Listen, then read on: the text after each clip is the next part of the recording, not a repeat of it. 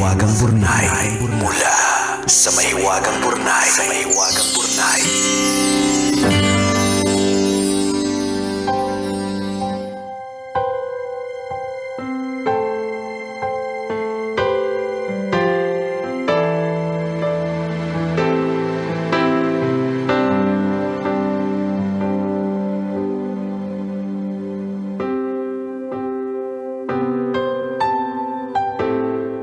Dear kumikinang na tambalang Nicole Liala at Diego Bandido. Magandang araw po sa inyo. Isa po akong masugid na tagapakinig na sumusulat sa inyo ngayon para magbahagi ng isang simpleng karanasan na tumimo sa puso ko. Naway magsilbi po itong paalala sa ating lahat kung gaano kalaki ang epekto sa iba ng kabutihang ginagawa natin, gaano man ito kaliit o hindi man natin pansin. Ganito po kasi. Gaya po ng marami, mahilig po akong mag-online shopping. Uy, kami ni Diego, hindi ah. Huwag mo sabihin gaya ng marami. Excuse me. Huwag mo kami dadamay dyan. Hello? Oo. May delivery ka. Shh. Hindi ko nga sinasabi na dito ko pinapadeliver sa office. Ang ingay mo talaga, Diego. Anyway, balik tayo. Ganito po kasi, gaya po ng marami, mahilig po akong mag-online shopping. Abala kasi ako sa trabaho kaya mas convenient para sa akin ang umorder na lang online. Kalaunan, naging libangan ko na rin ang pagtingin ng mga bagong items at deals sa mga shopping apps. Sa totoo lang, malaking tulong ito sa akin para maibsan ang stress at pagod sa araw-araw. Dahil madalas akong may delivery, may isang delivery guy na halos palagi kong nakakasalamuha. Totoo yan, kasi kapag lagi ka nagpapadeliver, kwento lang to ha. I mean, wala naman po akong personal Parang close experience. na, Oo, kasi parang depende yan. Kung halimbawa, sa Shopee o kaya sa Lazada, ganyan. Wala akong alam tungkol dyan. Kwento lang Sino ang lahat. nag-deliver sa'yo palagi? Hindi, kwento lang yun. Oo. Kala mo ha. Kwento nga lang sa akin. Okay. No. So anyway, ito nga, dahil madalas akong may delivery, may isang delivery guy na halos palagi kong nakakasalamuha. Halatang masipag, magalang at laging maayos makitungo. Dahil doon, nakagaluan ko na siyang bigyan ng tip sa tuwing may parcel. Hindi naman po kalakihan. Kadalasan, sukli lang din naman sa bayad ko. Pero para po sa akin, maliit na bagay lang yon. Isang simpleng pasasalamat sa kanyang serbisyo. Isang araw may natanggap akong text mula sa kanya. Nagpapasalamat lang daw siya sa mga tips na ibinibigay ko. Hindi daw niya mabilang kung ilang beses siyang naisalba ng mga tips ko kapag uhaw at gutom na siya sa biyahe at kapag kapos sa pamasahe at baon. Minsan pa raw nakatulong yon sa mga bayarin niya sa eskwela. Pero kasabay ng pasasalamat, nagpapaalam na rin siya. Graduate na raw siya ng kolehiyo at may napasukan na daw siyang bagong trabaho. Working student lang daw siya dati. Pilit na pinagkakasya ang oras at lakas para makapagtapos. Nangilid yung mga luha ko. Hindi ko akalaing ang mga bariyang wala namang masyadong halaga sa akin kung tutuusin, ay nakatulong ng malaki sa ibang tao. Nag-text back ako at sinabing, good luck sa bagong yugto ng buhay niya. Ang karanasang yon ay nagsilbing malinaw na paalala sa akin na minsan, ang mga ginagawa natin para sa kapwa na akala natin ay maliit at walang gaanong epekto, ay maaari palang maging sandala nila sa mga panahong hirap na sila. Maraming salamat po sa pagbasa ng sulat ko at sana po ay abutin pa ang programa ninyo ng maraming taon para patuloy kayong makapagbigay ng inspirasyon sa mga listeners ninyo. Ang inyong kumikinang na tagapakinig, Jade. Hindi ko ba alam kung ako lang yung iba yung ine-expect ko. Talaga? Bakit? Ang inisip mo love life? Oo. 'di ba? Parang nag-text yung delivery guy. Oo, yan. Tapos naging umpisa ng friendship, Oo. mga ganon. Oo. So ito kakaiba. Oo, ako naisip ko din siya. Pero hindi ko na rin siya naisip pagkatapos. Diba? Kasi Umalis na kasi yung isang Nicole Yala. umalis na yung isang Nicole Yala na pumapasok sa utak ko ngayon. Umalis siya. Oh, ganun. bago po yun. Kaya Bago. nawala. So ito yung maganda sa sinasabi ni Jade na totoo naman no, Oho. na yung mga actions natin, especially the good ones, even the bad ones actually. Mhm. Lagi tong may posibleng epekto sa ibang Yan. tao. May So, ripple effect meron siyang ripple effect. So kung bad thing yung sinasabi mo, bad din ang epekto nito sa ibang tao. Tama. But kung good things din ang sinasabi mo, 'di ba? It can heal a person. Ito yung pwede maging dahilan kung bakit magiging mas maayos yung buhay niya, Oho. mas maayos yung takbo ng pag-iisip niya, 'di ba? Dahil good thing yung sinabi mo sa kanya. The same with good deeds and bad Yan. deeds. Malinaw din dito sa kwento ni Jade na yung kuminsan yung maliit para sa atin, malaking bagay na para sa ibang tao. Correct, totoo.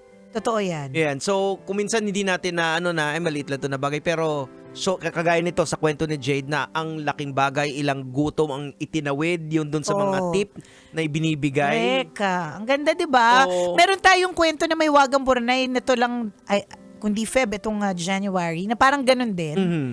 Yung nagbibigay siya ng libreng yung saging na prinito. Oo, yung diba? Yung basta yung may basta term yung balat ito, na, balat yun. ng saging na Inihaw na piniprito. saging, Oo, parang ganon. Parang ganon. Tapos yun yung nagtawid sa kanya tapos naging doktor. Naging doktor. Tapos oo. eventually yung doktor na yun nilibre siya. Oo, hindi na siningil yung Oo, professional fee. correct. Ayan. Diba? Binayaran na. Oo. Kasi may ganong effect eh. Mhm. Hindi mo alam kung ano yung posibleng, yung gagawin mo ngayon ay may posibleng epekto Mhm.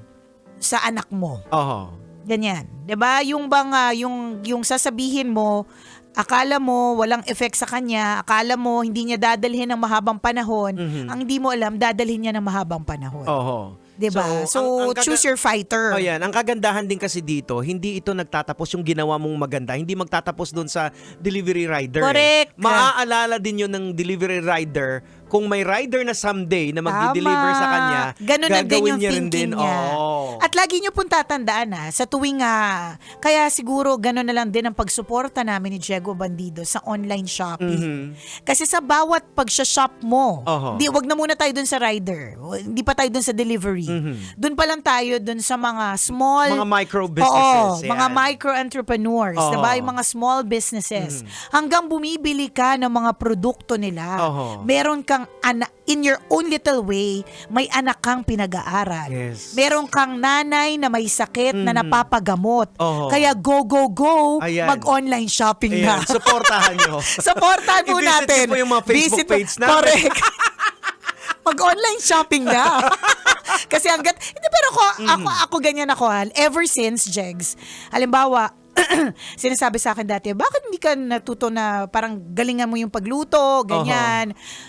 Ang lagi ko sinasabi, hanggat may mga taong katulad ko na nagpapadeliver, Oo. may trabaho ang online delivery Tama. na part ng restaurant na yan. Correct. At may trabaho yung rider Oo. na magpipick up ng delivery na yan at dadalhin sa bahay namin. At yan kasi, Diba? yan kasi yung magsiset ng balance. Kita nyo during COVID, yung lahat nagtitinda na, yung lahat nagluluto na, di ba ang hirap? Correct. Ang hirap ng ikot ng pera ng Ang hirap economy na kasi lahat nagbibenta. lahat na nagbebenta ng ube cheese pandesal. Sino nabibili?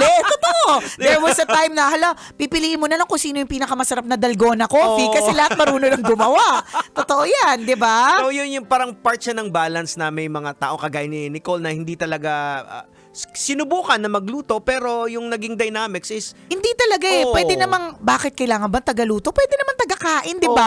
Oo, tama. Ganon. At habang may mga tagakain, kami yung mga nagsiset ng balance, Yan, di ba? oo. Kasi hindi pwedeng lahat supplier. Correct, Kailangan oo. meron din talagang consumer. Tama. Oh, di ba? Hindi, pero totoo, every time you consume, sa totoo lang, Although, syempre, kapag ka sobra na, yun na yung mali. Pero every time that you consume something, every time that you buy something online, kahit na ano, di ba?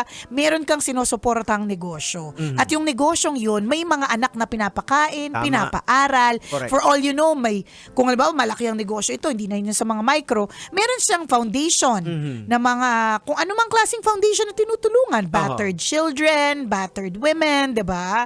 So go, shopping na. Yun yung punto. Yun pala yung punto. Shopping Advocate na. na kami ng online shopping. Shopping na, Uy, di ba? baka pwede na kaming endorser Pwede. ng mga online shopping Actually, app. di ba? Oh. When speaking of online, you can buy online. Mayat de la Rosa Fine Yes, Jewelry. ayan, oo. Di ba? Kung hindi ka makapunta sa mga stores, kasi may mga taong ganyan eh. Parang ito si Jade.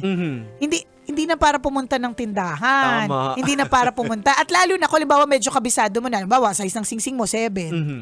Kapag kami nakita ka, tas flinex ni Madam Mayet, size 7. Oh. Alam mo na kagad. Correct. Di ba? At habang meron kang sinusuportan nga online, may sinusuportahan kang mga empleyado. At yung mga empleyadong yon, may mga pamilya. Ayan, may pamilya din. Kaya, online shopping na. Now na.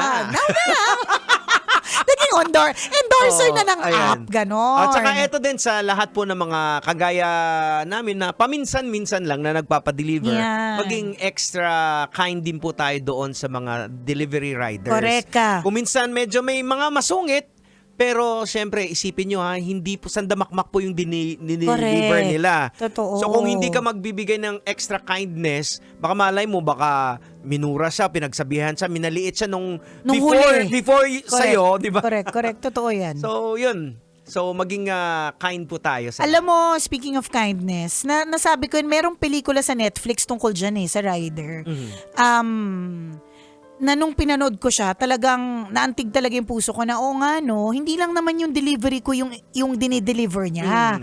Ang dami niyang dinideliver. Marami kasing kwento Ang di ba? daming kwento. So kung nalilito siya, pagpasensyahan mo na. Kasi minsan may ganito akong attitude na parang, yung kondo namin, hindi ko maintindihan. Tinanong ko na lahat ng mga kapitbahay namin kung ano ba yung eksaktong pin na kailangan mong ilagay doon.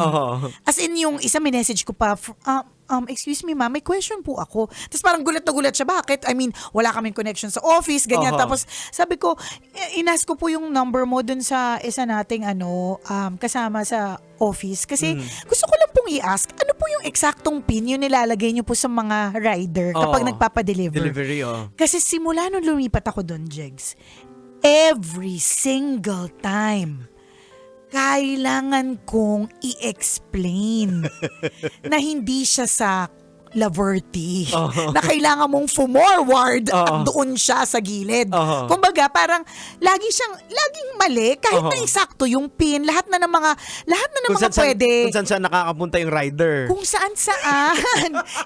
Ang problema ko, hindi kasi ako kadalasang nandyan to receive. So, pero lagi namang may guard to receive.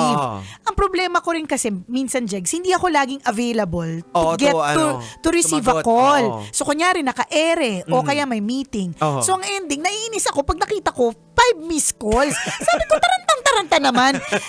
Tapos, parang naiinis ako na hindi mag-gets yung instruction. Tapos, naglagay na ako ng instruction na nandito po siya sa kulay green na gate, nasa kaliwang parte po siya, hindi po siya ganito. Tapos, hindi pa siya naiintindihan. Diba? May ganun akong feeling. And then, nung napanood ko nga yung pelikula na yun sa Netflix, I forgot the title, na sinasabing, na parang pinapaliwanag doon na, una, hindi lang ikaw yung pinag-deliveran. Correct. Pangalawa, sa totoo lang ako, Jegs, pag pinag-drive mo ko, tapos isang beses ko lang yung pinuntahan, at inutusan mo akong bumalik doon, hindi ako makakabalik doon. Kailangan mga 15 times ko yung nabalikan. Alam mo ba yung asawa ko nagulat nung minsan nag-drive ako from condo to office, na nag-Waze ako. Sabi niya, grabe, 22 years ka na sa company, nag-Waze ka pa. Sabi ko, kasi pag nasumasakay ako, hindi ko naman tinitignan yung daan. So ako na yun So imaginein mo nga naman yung rider. Yung rider na unang beses niya palang napuntahan yung area ninyo. And what if yung area ninyo nakakalito talaga? So, sobrang Diba? ang daming proseso kasi bago dumating yung parcel mo sa Correct. ito yung pagkuha pa lang ng mga kung riders sa warehouse. Madaling araw. Usually madaling Correct. araw yan nakapila na sila Totoo.